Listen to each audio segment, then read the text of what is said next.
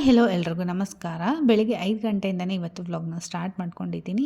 ಹಾಗೆ ಇವತ್ತಿನ ವಿಡಿಯೋ ನಿಮಗೇನಾದರೂ ಸ್ವಲ್ಪನಾದರೂ ಇಷ್ಟ ಆದರೆ ಲೈಕ್ ಮಾಡೋದನ್ನು ಕೂಡ ಮರಿಬೇಡಿ. ಹಾಗೆ ನಮ್ಮ ಚಾನಲ್ಗೆ ಇನ್ನೂ ಯಾರೆಲ್ಲ ಸಬ್ಸ್ಕ್ರೈಬ್ ಮಾಡಿಲ್ಲ ಸಬ್ಸ್ಕ್ರೈಬ್ ಮಾಡ್ಕೊಳ್ಳಿ. ಹಾಗೆ ಬೆಳಗ್ಗೆ ಹೋಗಿಬಿಟ್ಟು ಜಿಮ್ಗೆ ಹೋಗಿ ವರ್ಕೌಟ್ ಮಾಡ್ಕೊಂಡು ಬಂದೆ. ತುಂಬಾ ಸೆಕೆ ಆಗ್ತಿತ್ತು, ಹಂಗಾಗಿ ಸ್ವಲ್ಪ ಹೊತ್ತು ಹೊರಗಡೆ ಹೋಗಿ ನಿಂತ್ಕೊಂಡೆ. ಹೊರಗಡೆ ನೋಡಿದ್ರೆ ಸಿಕ್ಕಾಪಟ್ಟೆ ಚಳಿ ಇದೆ. ಜಿಮ್ಗೆ ಹೋಗಿ ಬಂದಮೇಲೆ ತುಂಬಾ ಸೆಕೆ ಆಗ್ತಾಯಿತ್ತು. ಸೊ ಹಂಗಾಗಿ ಸ್ವಲ್ಪ ಹೊತ್ತು ಹೊರಗಡೆ ಹೋಗಿ ನಿಂತ್ಕೊಂಡೆ. ಅದಾದಮೇಲೆ ಬೆಳಗ್ಗೆ ಹಾಲು ಕಾಯಿಸ್ಬಿಟ್ಟು ನಾನು ಕೂಡ ಡಿಟಾಕ್ಸ್ ಡ್ರಿಂಕ್ನ ಮಾಡ್ಕೊತಾ ಇದ್ದೀನಿ. ಪಲಾವ್ ಎಲೆ ಬರುತ್ತಲ್ವ, ಸೊ ಅದನ್ನು 1 ಅಥವಾ 2 ಎಲೆ ಹಾಕ್ಕೊಂಡ್ಬಿಟ್ಟು 250 ml ವಾಟರಲ್ಲಿ ಈ ಥರ ಕುದಿಸ್ಬೇಕು. ಒಂದು 10 ನಿಮಿಷ ಕುದಿಸಿ ಆದಮೇಲೆ ಆ ಎಲೆನ ತೆಗೆದುಬಿಟ್ಟು ಕುಡಿಬೇಕಾಗುತ್ತೆ. ಹಾಗೆ ಬಿಸಿನೀರು ಕುಡಿದ್ಬಿಟ್ಟು ಫ್ರೆಶ್ ಅಪ್ ಆಗಿ ಈಗ ಬ್ರೇಕ್ಫಾಸ್ಟ್ಗೆ ರೆಡಿ ಮಾಡ್ತಾಯಿದ್ದೀನಿ. ಬೆಳಗ್ಗೆ ಬ್ರೇಕ್ಫಾಸ್ಟ್ಗೆ ಅಂತಂದು ಲೆಮನ್ ರೈಸ್ ಮಾಡಿಬಿಡೋಣ ಸಿಂಪಲ್ಲಾಗಿ ಅಂತಂದು ಮಾಡ್ತಾಯಿದ್ದೀನಿ. ನನ್ನ ಮಗಳಿಗೆ ಈ ಥರ ಜಾಸ್ತಿ ಟೊಮೊಟೊ ಅದೆಲ್ಲ ಹಾಕಿ ಮಾಡಿದ್ರೆ ಇಷ್ಟ ಆಗೋಲ್ಲ ಚಿತ್ರಾನ್ನ, ಹಂಗಾಗಿ ಲೆಮನ್ ರೈಸ್ ಮಾಡೋಣ ಅಂತಂದು ಹಾಗೆ ಕೆಟಲ್ನ ತೊಳೆದ್ಬಿಟ್ಟು ಅದಕ್ಕೆ ಕೂಡ ನೀರು ಹಾಕಿ ಇಡ್ತಾಯಿದ್ದೀನಿ. ಸೊ ಬಿಸಿನೀರಿದ್ದರೆ ಯಾವಾಗ ಬೇಕಾದರೂ ಕುಡಿಬೋದಲ್ವ, ಸೊ ಬಿಸಿ ಮಾಡಿ ಇಟ್ಬಿಡ್ತೀನಿ ನೀರನ್ನ. ಹಾಗೆ ನನ್ನ ಮಗಳಿಗೆ ಬ್ರೇಕ್ಫಾಸ್ಟ್ಗೆ ಅಂತಂದು ನಾನು ಇಲ್ಲಿ ಓಟ್ಸ್ನ ಮಾಡ್ತಾಯಿದ್ದೀನಿ. ಅವಳು ಯಾಕೋ ಚಿತ್ರಾನ್ನ ತಿನ್ನಲ್ಲ, ನಾನು ಬಾಕ್ಸಿಗೆ ಕಟ್ಟು ಅಂತಂದು ಹೇಳಿದ್ರು. ಅದಕ್ಕೋಸ್ಕರ ಅವಳಿಗೆ ಅಂತಂದು ಓಟ್ಸ್ ಮಾಡೋದಕ್ಕೆ ಅಂತ ಇಟ್ಟೆ. ಸ್ವಲ್ಪ ಬಿಸಿನೀರನ್ನ ಚೆನ್ನಾಗಿ ಕಾಯಿಸಿ ಹಾಕಿದ್ದೀನಿ. ಅದಾದಮೇಲೆ ಚಿತ್ರಾನ್ನಕ್ಕೆ ರೈಸನ್ನು ಹಾಕಿಬಿಟ್ಟು ಮಿಕ್ಸ್ ಮಾಡ್ತಾಯಿದ್ದೀನಿ ಒಗ್ಗರಣೆಗೆ.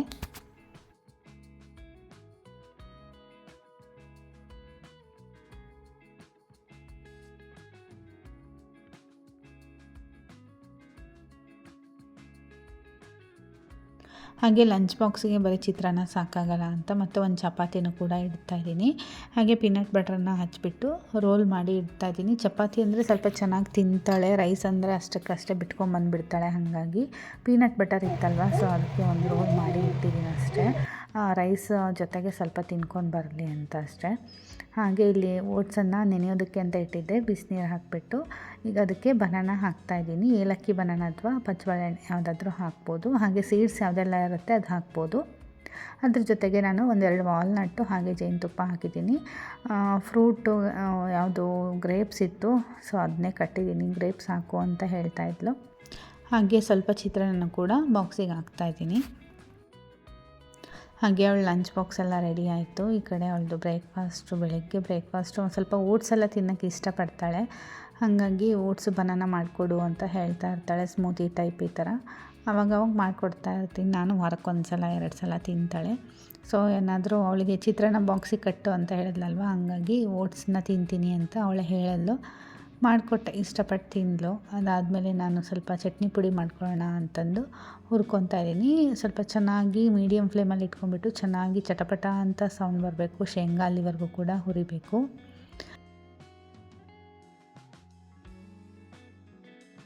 ಶೇಂಗಾ ತಣ್ಣಗಾದ್ಮೇಲೆ ಅದನ್ನು ಒಂದು ಮಿಕ್ಸರ್ ಜಾರ್ಗೆ ಹಾಕ್ಕೊತಾ ಇದ್ದೀನಿ.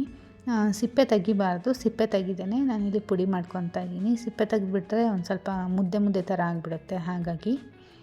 ಹಾಗೆ ಒಂದು 7-8 ಬೆಳ್ಳುಳ್ಳಿ ಹೆಸಳು, ಹಾಗೆ ಇಲ್ಲಿ ಹುರ್ಕೊಂಡಿರುವಂತಹ ಕರಿಬೇವು, 1-2 ಸ್ಪೂನಷ್ಟು ಖಾರದ ಪುಡಿ ಹಾಕ್ಕೊತಾ ಇದ್ದೀನಿ. ಖಾರ ಜಾಸ್ತಿ ಬೇಕು ಅಂದರೆ ಇನ್ನೊಂದು ಸ್ವಲ್ಪ ಹಾಕ್ಕೋಬೋದು. ಹಾಗೆ ಅದ್ರ ಜೊತೆಗೆ 1 ಸ್ಪೂನಷ್ಟು ಬೆಲ್ಲದ ಪುಡಿಯನ್ನು ಹಾಕ್ಕೊಂಡು ಮಿಕ್ಸಿ ಮಾಡ್ಕೊತಾ ಇದ್ದೀನಿ. ಹುಣಸೆಹಣ್ಣು ಬೇಕಿದ್ದರೆ ಹಾಕ್ಕೋಬೋದು. ಸ್ವಲ್ಪ ಉಪ್ಪನ್ನು ಕೂಡ ಹಾಕಿಬಿಟ್ಟು ಚೆನ್ನಾಗಿ ಈ ಥರ ಪುಡಿ ಟೈಪು ಮಿಕ್ಸ್ ಮಾಡಿದ್ರೆ ಆಯಿತು.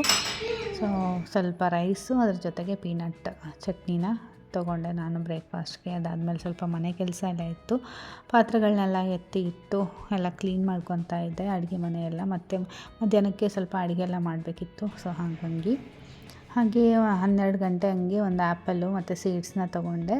ಹಾಗೆ ನನ್ನ ಮಗನಿಗೆ ಸ್ವಲ್ಪ ಕೋಲ್ಡು ಕೆಮ್ಮೆಲ್ಲ ಆಗಿತ್ತಲ್ವ, ಸೊ ಔಷಧಿ ಹಾಕ್ತೀನಿ ಅಂತಂದೆ. ಅದಕ್ಕೆ ಇಷ್ಟೊಂದು ಅಳ್ತಾ ಇದ್ದಾನೆ, ಸಿಕ್ಕಾಪಟ್ಟೆ ಅಳ್ತಾ ಇದ್ದ.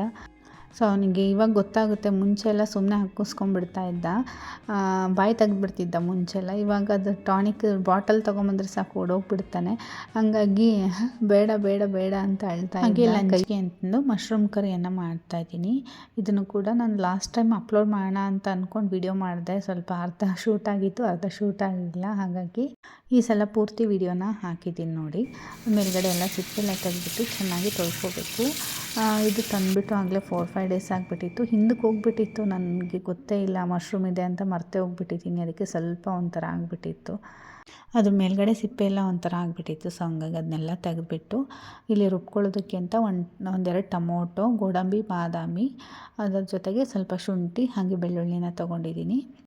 ಬಾದಾಮಿ, ಗೋಡಂಬಿ ಹಾಕೋಕ್ಕೆ ಇಷ್ಟ ಇಲ್ಲ ಅಂದರೆ ಕೊಬ್ಬರಿನೂ ಹಾಕ್ಕೋಬೋದು, ಹಸಿ ಕೊಬ್ಬರಿ ಇರುತ್ತಲ್ವ. ಸೊ ನಾನಿಲ್ಲಿ ಹಸಿ ಕೊಬ್ಬರಿ ಬದಲು ಇಲ್ಲಿ ಬಾದಾಮಿ, ಗೋಡಂಬಿ ಹಾಕಿದ್ದೀನಿ. ಟೇಸ್ಟ್ ಸ್ವಲ್ಪ ಚೆನ್ನಾಗಿ ಬರುತ್ತೆ ಅನ್ನೋದಕ್ಕೋಸ್ಕರ ಅಷ್ಟೇ. ಇದನ್ನು ಸ್ವಲ್ಪ ನುಣ್ಣಗೆ ರುಬ್ಕೊಳ್ಳೋಕ್ಕೆ ಇಟ್ಕೊಂಡಿದ್ದೀನಿ. ಹಾಗೆ ಎಣ್ಣೆ ಕಾಸ್ಕೊಂಡ್ಬಿಟ್ಟು 1 ಸ್ಪೂನಷ್ಟು ಸಾಸಿವೆ, ಜೀರಿಗೆ ಹಾಗೆ ಕರಿಬೇವನ್ನ ಕೂಡ ಚಿಕ್ಕದಾಗಿ ಕಟ್ ಮಾಡಿ ಇಟ್ಕೊಂಡಿದ್ದೆ. ಇದನ್ನ ಕೂಡ ಚೆನ್ನಾಗಿ ಫ್ರೈ ಮಾಡ್ತಾಯಿದ್ದೀನಿ. ಹಾಗೆ ಆನಿಯನ್ ಕೂಡ ರುಬ್ಕೊಂಡು ಹಾಕ್ಕೋಬೋದು. ನಾನಿಲ್ಲಿ ಚಿಕ್ಕ ಚಿಕ್ಕದಾಗಿ ಹೆಚ್ಚಿಟ್ಕೊಂಡೇ ಹಾಕ್ಕೊಂಡಿದ್ದೀನಿ. ಅದನ್ನು ಕೂಡ ಚೆನ್ನಾಗಿರುತ್ತೆ. ಲಾಸ್ಟ್ ಟೈಮ್ ರುಬ್ಕೊಂಡು ಹಾಕ್ಕೊಂಡಿದ್ದೆ ಆನಿಯನ್ನು, ಈ ಸಲ ಹಾಗೆ ಹೆಚ್ಚಿಗೆ ಹಾಕ್ಕೊತಾ ಇದ್ದೀನಿ. ತುಂಬಾ ಚೆನ್ನಾಗಿ ಬಂದಿತ್ತು. ಹಾಗೆ ಈ ಮಶ್ರೂಮ್ನ ಕೂಡ ಒಂದು ಸ್ವಲ್ಪ ಎಣ್ಣೆಯಲ್ಲಿ ಚೆನ್ನಾಗಿ ಫ್ರೈ ಮಾಡ್ತಾಯಿದ್ದೀನಿ. ಬೇಗ ಬೆಂದ್ಬಿಡುತ್ತೆ ಮಶ್ರೂಮು, ಅಷ್ಟೊಂದೇನು ಟೈಮ್ ತೊಗೊಳ್ಳಲ್ಲ ನಿಮಗೆ. ಹಾಗೆ ರುಬ್ಕೊಂಡಿರೋಂಥ ಮಸಾಲನ ಕೂಡ ಹಾಕಿಬಿಟ್ಟು ಚೆನ್ನಾಗಿ ಹುರ್ಕೋಬೇಕಾಗುತ್ತೆ. ಶುಂಠಿ, ಬೆಳ್ಳುಳ್ಳಿ ಹಸಿ ವಾಸನೆ ಹೋಗಬೇಕು, ಅಲ್ಲಿವರೆಗೂ ಕೂಡ ಚೆನ್ನಾಗಿ ಹುರ್ಕೋಬೇಕಾಗುತ್ತೆ ಎಣ್ಣೆಯಲ್ಲಿ. ಅದಾದಮೇಲೆ ಸ್ವಲ್ಪ ಉಪ್ಪನ್ನು ಹಾಕ್ಕೊತಾ ಇದ್ದೀನಿ. ರುಚಿಗೆ ಎಷ್ಟು ಬೇಕಷ್ಟು ಉಪ್ಪನ್ನು ಹಾಕ್ಕೋಬೇಕು. ಅದ್ರ ಜೊತೆಗೆ ಸ್ವಲ್ಪ ಅರಿಶಿನ ಕೂಡ ಹಾಕ್ಕೊತಾ ಇದ್ದೀನಿ. ಅದಷ್ಟನ್ನು ಹಾಕ್ಬಿಟ್ಟು ಚೆನ್ನಾಗಿ ಮಿಕ್ಸ್ ಮಾಡಬೇಕಾಗುತ್ತೆ. ಹಾಗೆ 1-2 ನಿಮಿಷ ಮುಚ್ಚಿ ಕುದಿಸ್ಬೇಕಾಗುತ್ತೆ. ನೋಡ್ತಾ ಇರ್ಬೋದು, ಕಲರ್ ತುಂಬಾ ಚೆನ್ನಾಗಿ ಬಂದಿದೆ. ಅರಿಶಿನ ಹಾಕಿದ್ದೀನಲ್ವ, ಹಾಗಾಗಿ.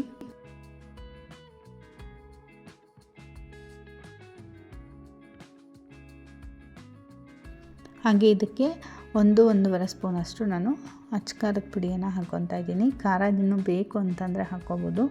ಸೊ ಇದಿಷ್ಟೇ, ಖಾರ ಜಾಸ್ತಿ ಆಗಿಬಿಟ್ಟಿತ್ತು ಇಷ್ಟು ಹಾಕಿನೇ.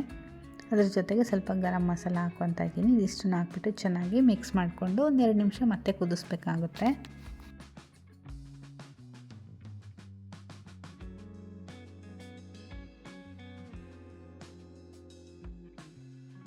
ಹಾಗೆ ಮಶ್ರೂಮ್ ಕರಿ ರೆಡಿ ಆಯಿತು. ಅದಾದಮೇಲೆ ನಾನು ಇಲ್ಲಿ ಚಪಾತಿ ಮಾಡ್ಕೊತಾ ಇದ್ದೀನಿ. ಫುಲ್ಕ ಚಪಾತಿಯನ್ನು ಮಾಡ್ಕೊತಾ ಇದ್ದೀನಿ ಒಲೆ ಮೇಲೆ. ಇದು ಕೂಡ ತುಂಬಾ ಚೆನ್ನಾಗಿರುತ್ತೆ, ಒಂಥರ ಡಿಫ್ರೆಂಟಾಗಿ ಟೇಸ್ಟ್ ಇರುತ್ತೆ. ಸೊ ಈ ಥರ ಇಷ್ಟ ಆಗ್ತಾಯಿದೆ ಇವಾಗ ನನಗೆ. ಮುಂಚೆಲ್ಲ ಬರೀ ಹಂಚಲ್ಲಿ ಬೇಯಿಸ್ಕೊತಾ ಇದ್ನಲ್ವ, ಈ ಥರ ಒಂದು ಚಪಾತಿನ ಬೇಯಿಸ್ಕೊಂಡು ಇಟ್ಕೊತೀನಿ. ಅದ್ರ ಜೊತೆಗೆ ಸ್ವಲ್ಪ ಸೌತೆಕಾಯಿ ಸಲಾಡ್ನ ತೊಗೊಂಡಿದ್ದೀನಿ ಅಷ್ಟೇ.